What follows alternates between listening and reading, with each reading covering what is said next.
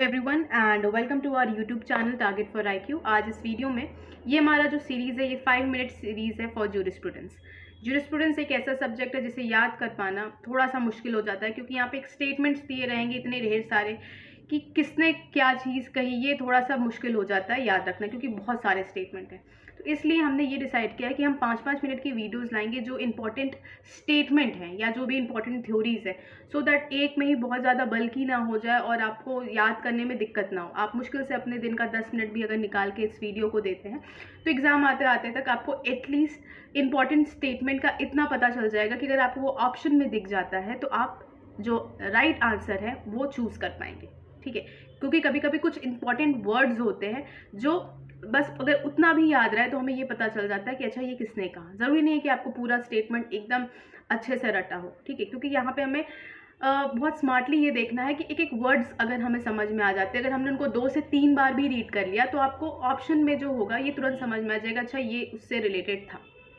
Okay, तो आज इस वीडियो में हम केल्सन और सालमन के स्टेटमेंट को देखेंगे। ओके, केल्सन एंड सालमन ये दोनों लोग बहुत ही इंपॉर्टेंट ज्यूरिस्ट हैं, तो इनके जो स्टेटमेंट है ये भी यहाँ पे बहुत इंपॉर्टेंट रोल प्ले करते हैं। ओके, तो केल्सन के लिए आपको जो एक वर्ड ध्यान देना है वो है नॉर्म। केल्सन के जो जितने भी स्टेटमेंट है वो बेसिकली नॉर्म से ही रिलेटेड है। ग्रैंड नॉर्म की भी थ्योरी केल्सन ने ही दी थी। तो अगर केल्सन को आपको कनेक्ट करना है तो आप नॉर्म देखिए कि क्या उस स्टेटमेंट में नॉर्म है कि नहीं। केल्सन के 3 स्टेटमेंट हैं, आप देखिए इन तीनों में ही नॉर्म शब्द हैं।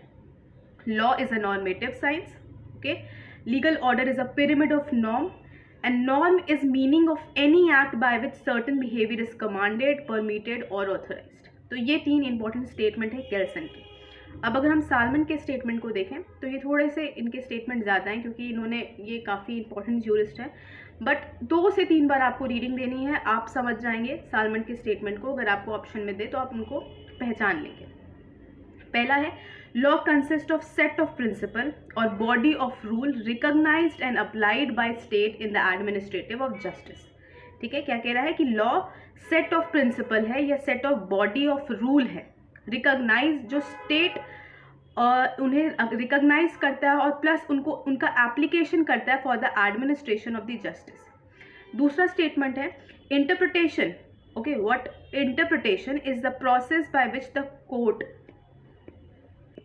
okay, interpretation is the process by which the court seeks to ascertain the meaning of a law through medium of authoritative form in which it is expressed. okay, तो इंटरप्रिटेशन के बारे में सालमन ने बताया कि interpretation होता क्या है। इंटरप्रिटेशन एक ऐसा प्रोसेस है जिसके थ्रू कोर्ट जो है लॉ की मीनिंग को समझने की कोशिश करता है। ठीक है, तो इसको हम फिर से देखते हैं।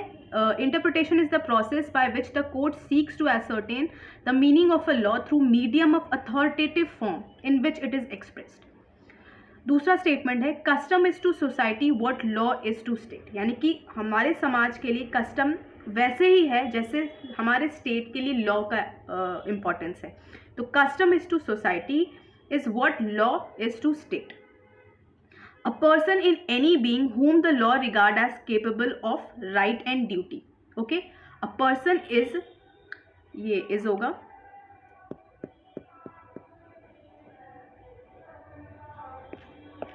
okay, a person is any being whom the law regard, a person is any being whom the law regard as capable of right and duties,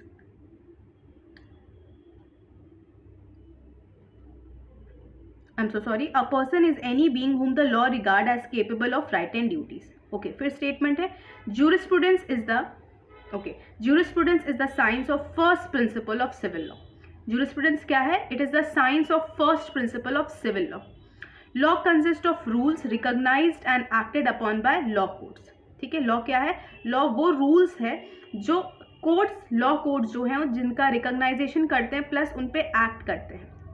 Legislation is that process of law which consists in declaration of legal rule by a competent authority. यहाँ पे legislation यानी कि जो law making procedure है उसकी बात हो रही है। तो legislation क्या है? एक ऐसा process है जिसमें declaration होता है, किस चीज़ का, जो legal rules होते हैं उनका declaration होता है competent authority।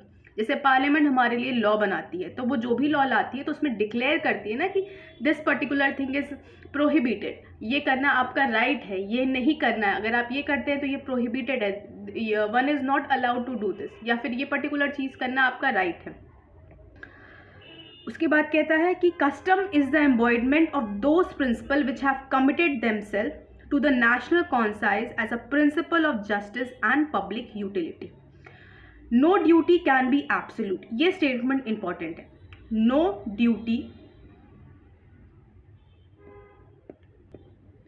Duty can be absolute under any circumstances, यानी कि कोई भी जो ड्यूटी होती है वो एब्सोल्यूट कभी नहीं होती है, ठीक है।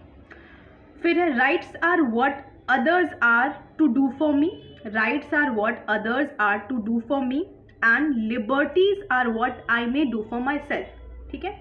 rights are what others are to do for me और liberty क्या होती है, what I may do for myself, okay. तो ये था आपका 5 मिनट सीरीज। आई होप आपको ये वीडियो अच्छा लगा हो। आप इसको 2 से 3 बार देखिए डेली, 5-5 मिनट में। आप चाहे तो उसको फुल स्पीड पे करके भी देख सकते हैं, तो आपको एटलीस्ट जो बेसिक स्टेटमेंट्स है वो याद हो जाएंगे। Thank you.